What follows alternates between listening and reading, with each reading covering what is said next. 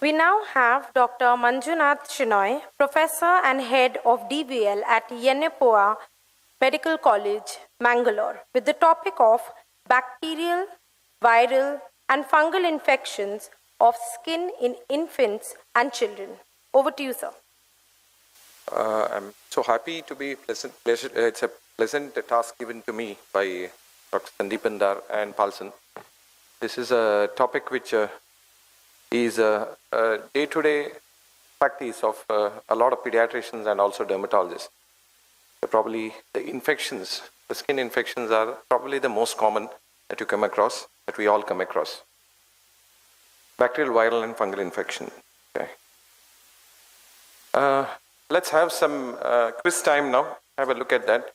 These visuals may be as interesting as the visuals that Sandeepan sir just displayed them during his presentation. Can anybody recognize this train? This is Rajdhani Express. Okay, I'll give you the first clue. Okay, next one I'm sure you all will recognize this. This is Vande Bharat. The speed is 160 km per hour. And the last one, any guesses, which is the fastest train in India? It's this one, called Gatiman Express. People may be thinking Vande Bharat Express. And why am I talking about? If you are asked to give a lecture on bacterial, fungal, and viral infection in 20 minutes, what should be the speed? So get ready for the journey. So prevalence of the infection in pediatric age group, especially cutaneous infections, you can see here, maybe as high as 38.4%. This is probably the pediatric dermatology outpatient statistics. Impetigo leads, scabies, then the viral infections. It's much more than that of other inflammatory conditions, which I mentioned here, like atopic dermatitis and so on. So we'll quickly go through some of the bacterial infections. So one of the simple things is, the age of the patient by which you get to see the various infections. In infants, you normally get to see the impetigo and folliculitis. So you have certain other uncommon infections, but we will deal with that when I'm displaying some of the photographs. Herpes simplex varicella is not very common though. Varicella is not very, it is common in infants. Nowadays we do get to see. Candida is common. Preschool, impetigo, ecthyma, folliculitis. Herpes simplex varicella molluscum and Candida. Candida rocks everywhere. But we do get to see a lot of dermatophytosis, I'm sure you all agree with me, in this preschool age group also, even in infants. School age, you get impetigo, ecthyma, folliculitis, furuncles, varicella, warts, molluscum, dermatophytosis, and versicolor. And adolescent age group, which is also, infection-prone timeline in life. Teenage, folliculitis, furuncles, varicella, warts, and dermatophytosis. Now coming to the bacterial infection proper, we can broadly categorize them into staphylococcal and streptococcal. The reason, the treatment. The treatment differs with staphylococcal and streptococcal. You have, these are the conditions, impetigo, crusted as well as bullous. In fact, crusted can be caused by streptococci as well. Folliculitis, furuncle, carbuncle, staphylococcal, scalded skin syndrome, and toxic shock syndrome. These are toxin mediated, the last two. And when it comes to streptococcal, the erysipelas, cellulitis, impetigo, ecthyma, and then you have scarlet fever, which is again toxin mediated. Then we do have these methicillin resistant Staph aureus, both community acquired and hospital acquired infections. So this is broadly we can classify. So these are some of the visuals for you. I'm sure you will diagnose them without any difficulty. Impetigo, you get to see those honey colored crusted erosions. In the beginning, they may be slightly vesicular, tiny vesicular lesions, which are sometimes grouped. They become confluent, rupture, and produce crusted, this honey-colored crusting. Very common on the face and common in infants. We don't get to see a lot of impetigo in older children or in adults. And then you have the variant of impetigo, which is called bullous impetigo, which is caused by coagulase positive, which secrete the exfoliative toxin, which is responsible for this formation of bullae. Now, bullous impetigo, as you all know, the same toxin is also responsible for the toxin-mediated staphylococcal scalded skin syndrome. Now, staphylococcal scalded skin syndrome is sometimes, diagnosed very late. Sometimes it's confused with atopic dermatitis. Sometimes it's confused with a drug rash or an exanthem. But this is something which is to be watched, is, especially in the skin folds. The skin erodes there and you have these hanging edges. You see this hanging edges is fairly characteristic of staphylococcal scarlet skin syndrome. It says that there is a blistering. And in the later phase, you see that face showing that, furrowing around the mouth. That's very characteristic of staphylococcal scarlet skin syndrome. And to be remembered is this condition does not involve the oral cavity because it's a desmoglin 1 which is targeted, which is not expressed properly, in sufficient quantity in the oral cavity. And then you have these infection. I'm not going to spend a lot of time. Ecthyma. Ecthyma is an infection of the superficial dermis as well, in addition to epidermis, can be caused by streptococci as well as staphylococci. Quite a painful condition, but usually resolves even with topical antibacterials. Folliculitis is not uncommon at all. You get to see wherever the hair is there all over the body, except for the palms and soles. So obviously, folliculitis can occur any part of the body. Folliculocentric pustules is the diagnostic sign of folliculitis. Then you have the furuncle, which is folliculitis plus perifolliculitis. The perifollicular dermal connective tissue is also involved. Again, a painful condition. You call them as boils. And sometimes these boils can become abscesses if left untreated. And when an abscess forms, the abscess has to be drained, because if you give antibiotic, it can form what is popularly known as the antibioma. So whenever there is a pus, it should be drained. And these are some of the relatively lesser known conditions. I thought we should make a mention of them. The blistering dactylitis. The blistering dactylitis is something which is very typically occurs in the distal part of the extremities, especially fingers and toes. It occurs as this tense bullae. And this is caused by streptococci. If you can actually demonstrate the streptococci in the blister fluid here. So blistering dactylitis, not an uncommon condition, often mistaken as an insect bite or something else. Then staphylococcal pustulosis of the neonate. This is another condition which can closely, can be a differential diagnosis, erythema toxicum neonatum or certain other conditions. And very common in the humid climates, the sweat gland abscesses, also known as periporitis, often diagnosed, mistaken as a folliculitis. However, treatment-wise may not make a huge difference. These are some of the lesser known bacterial infections. We need to recognize them and treat them. And then we have the coming to management. I think I have made it very simple. Probably pediatricians can give me a little more input in this.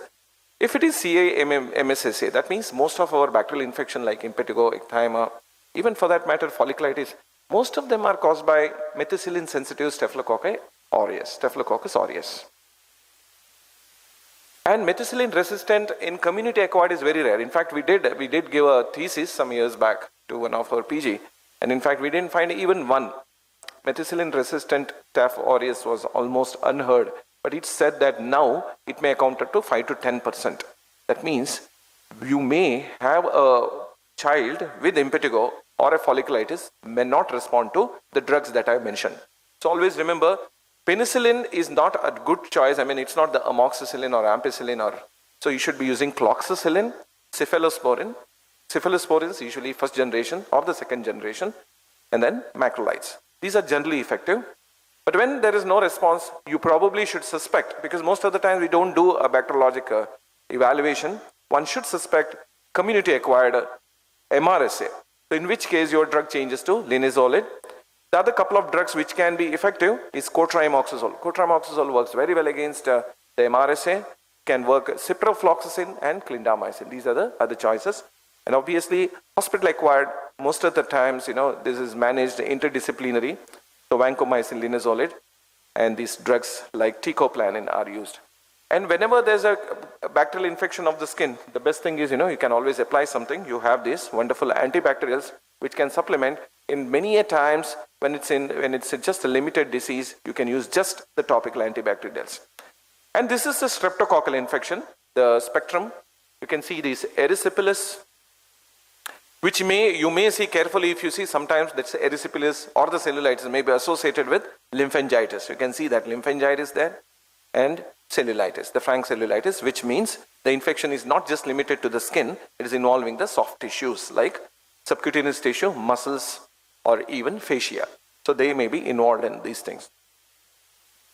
And obviously one of the risky thing about this spreading dermal infections is the possibility of developing necrotizing fasciitis, though rare, but it can happen when there is an associated some underlying trigger factors or immunosuppressed status. So necrotizing fasciitis, it's a case which is horrible, you know that. So how do we treat this streptococcal infection? You can give the same cephalosporins, macrolides, clindamycin, add cotrimoxazole and linezolid. This is something very useful tip I think you should take home. If the purulent cellulitis is there, you can always add an anti-staphylococcal measure like linezolid or cotrimoxazole. Hospitalization, surgical treatment, intravenous benzyl penicillin, ceftriaxone, necrotizing fasciitis if it's there, intensive care, polymicrobial therapy. Because when you talk about necrotizing fasciitis, you are not just limited to Streptococcus and Staphylococcus, you're also dealing with the gram-negative and anaerobes. Well, what is this? Any diagnosis you have here? A triad of cutaneous blistering, erosions, a neonate born with or maybe soon after birth has developed the oral erosions and ocular infection. This is a triad of neonatal herpes. So welcome to viral infections. So neonatal herpes is something which is more dangerous than the varicella, the neonatal varicella. That should be understood because this is a systemic disease. There is a high potential for the systemic disease. That means a child which is born with just cutaneous and ocular disease should always be looked for the systemic involvement in the form of hepatitis, encephalitis, pneumonitis. So it can be dreadful. Sometimes there may not be cutaneous or mucous membrane or an ocular infection. There can be directly the CNS herpes infection. Even that can happen. Who are the potentially at risk?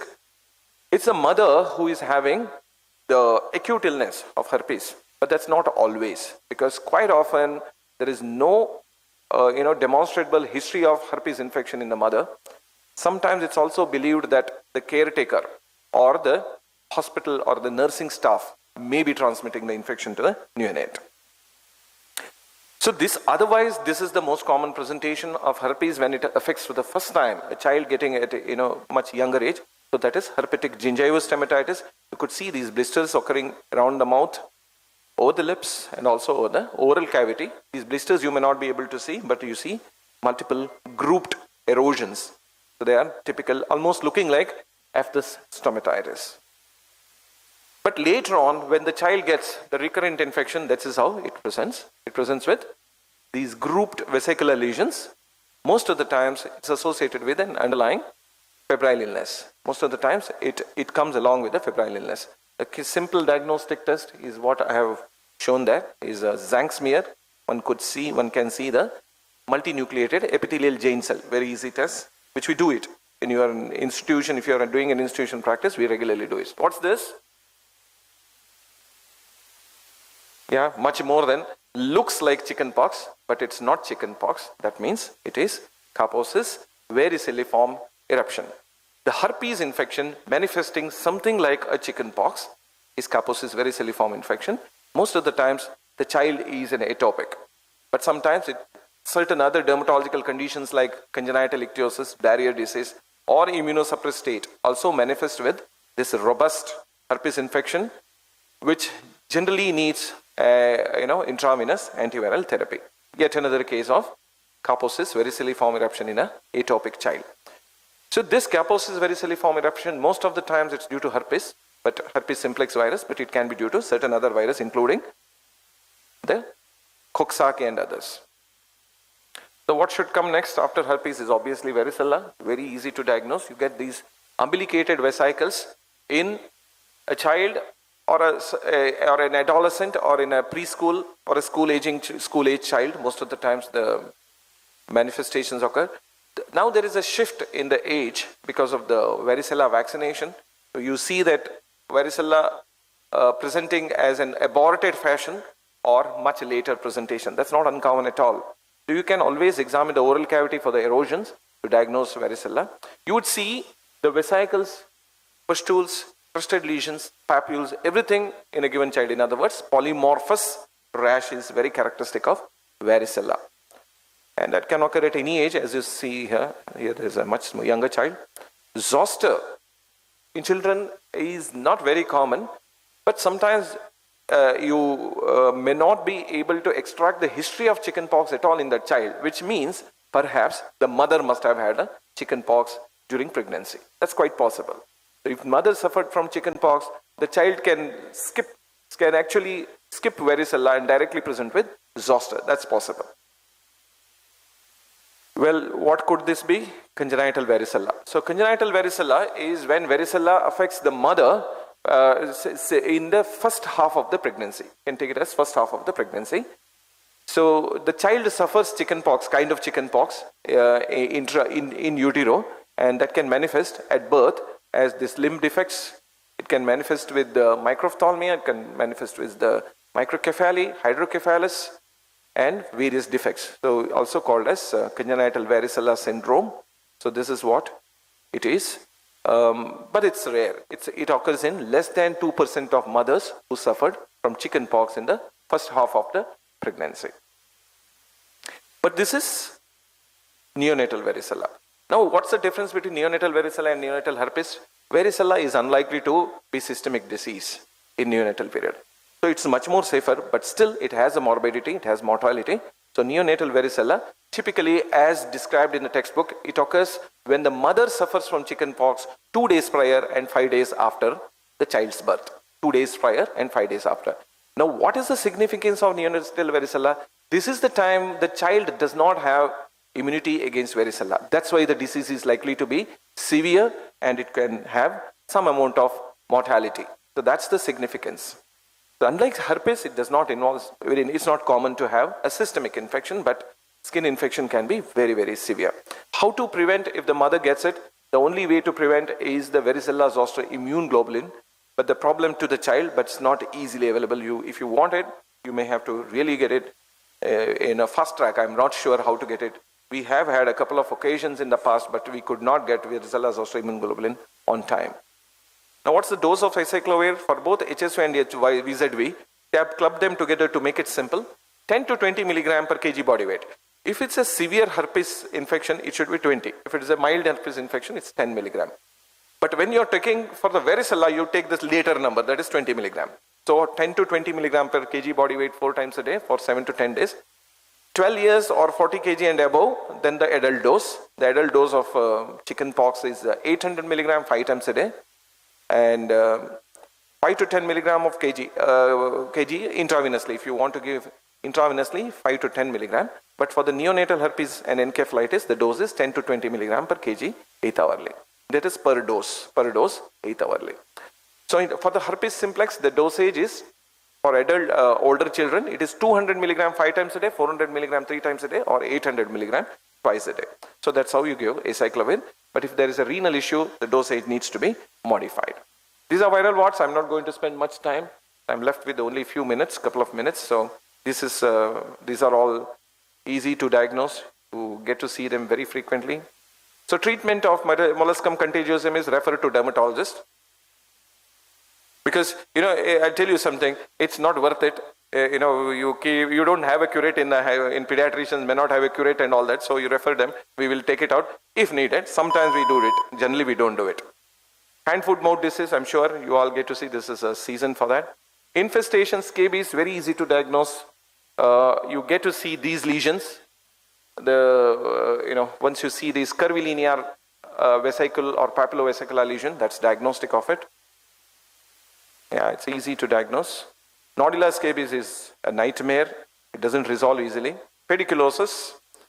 Scabies treatment, permethrin. Don't remember anything else. Permethrin is good enough. Generally, it's effective against the ovum, nymph, as well as adult parasite. So it's the best drug and very safe.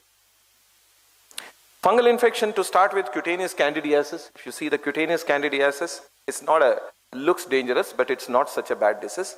It occurs in utero. The infection affects the neonate in utero. It manifests within the first week.